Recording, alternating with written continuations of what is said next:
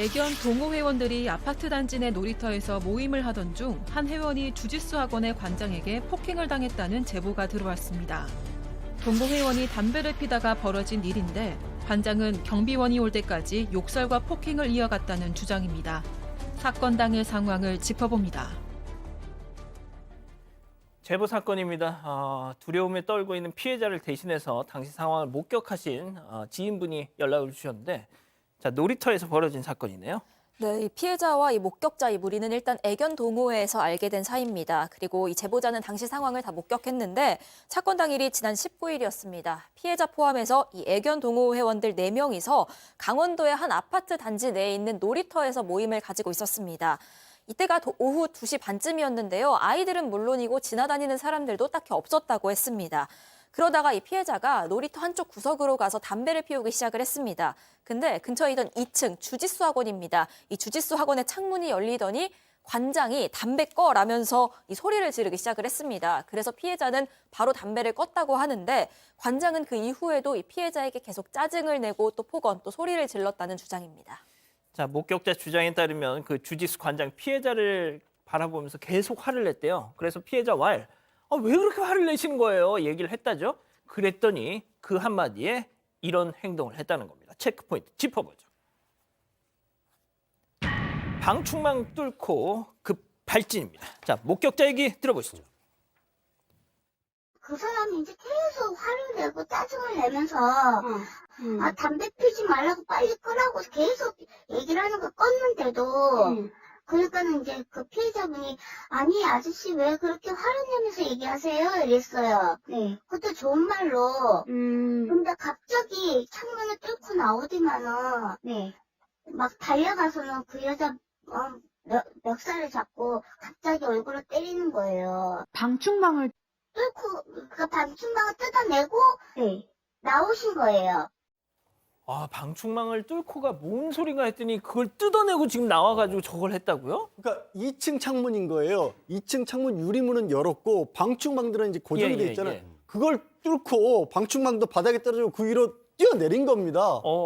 진짜 그러네. 네. 그러고 지금 무슨 공포 영화가 거의 2층에서 사람이 뛰어내려가지고 저벅저벅 걸어오더니 폭행을 다짜고짜 시작을 한 겁니다. 그래서 피해자는 넘어졌는데 계속해서 폭행을 이어가니까 왜 때리냐고 왜 그러냐고 그러니까 이 남자가 하는 말이 내가 담배 피지 말라고 몇 번을 얘기했냐면서 계속해서 폭행을 했다라는 겁니다. 그리고 이제 너무 막 공포에 떨면서 주변에 이제 신고해달라고 경찰 신고해달라고 그렇게 외쳤는데 그 신고해달라고 하는데 대구는 신고할 때면 신고해라. 나 저 정신병자라서 어차피 처벌 안 당한다. 고소 안 당한다. 이런 식의 얘기를 했다는 거예요. 자, 교수님, 주짓수 관장 운동하는 사람입니다. 네? 정말 무도하는 사람으로서의 어떤 기본이 안 돼 있는 것 같습니다. 저 영상을 보면 뚜벅뚜벅 걸어가서 다짜고짜 이 여성에게 주먹을 날리는데 실제로 이제 목격자 주장에 의하면 피해자가 이제 겁이 나니까 다른 일행 뒤로 숨어서 이제 피하지 않았겠습니까? 근데 그쪽에까지 가서 그 피해자를 갖다 끌고 와서 또 때렸다는 거죠. 이 격투기에서는 이 파운딩이라고 하는 이 자세가 있는데요.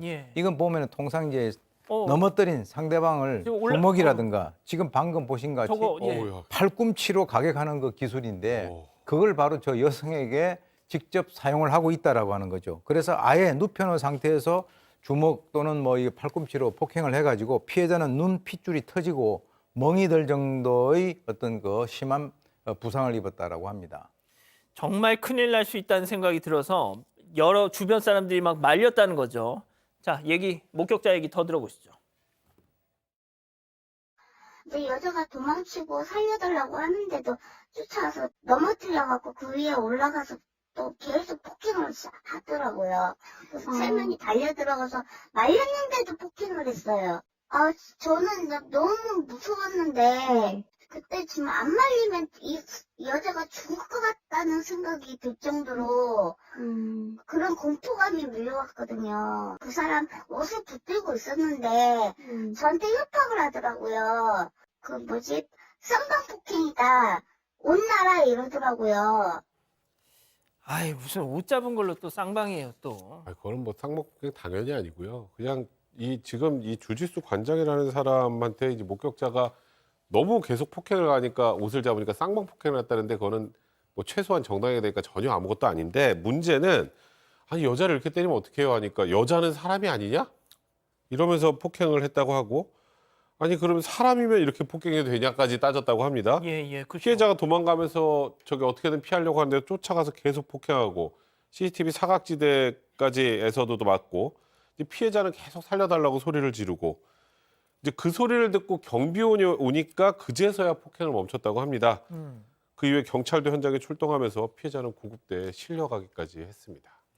자, 그런데 이 주짓수 관장이 지역 그 맘카페에 직접 글을 올렸대요. 뭐 이 상황에서 무슨 또 할 말이 있었나 보죠? 네, 뭐 폭행 3일 뒤에 이제 자신 관점에서 입장을 좀 전했는데 당시에 학원 오픈하려고 청소 중이었는데 냄새가 올라왔다. 열어보니까 한 여성이 담배를 피우고 있어서 당시엔 꺼달라고 정중하게 말했다는 겁니다.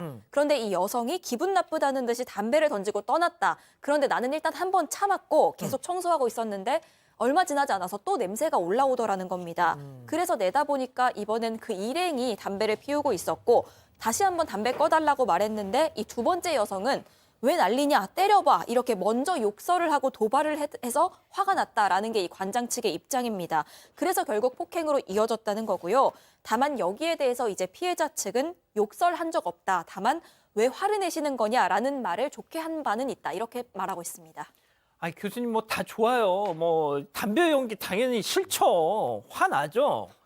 아니 그래도 이게 파운딩이 말이 됩니까? 글쎄 이게? 좀 심하다라는 생각이 듭니다. 왜냐하면 이제 공격성에 있어서의 가중 요소 중에서는 흡연이라고 하는 것도 있긴 있어요. 그런데 그렇다고 해서 지금 이제 상대가 남성도 아니고 여성 아니겠습니까? 그리고 이제 뭐 본인이 어떤 연유에선지 화가 많이 났겠죠.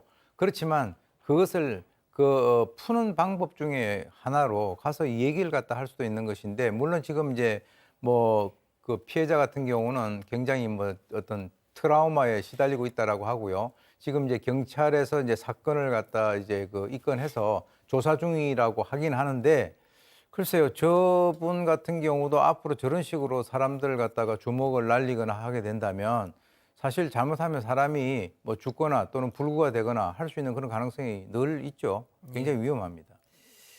아 그냥 뭐 정말 운동하신 분이고 또 주짓수 관장님이시면 그냥 그 포스 자체만으로도 상대는 위축이 될 텐데 저렇게 폭행을 하시면 어떡합니까? 사건의 진실을 추적하고 싶다는 사반 가족분의 사연인데요. 궁금하시다면 사건 반장 유튜브 채널을 구독해 주세요.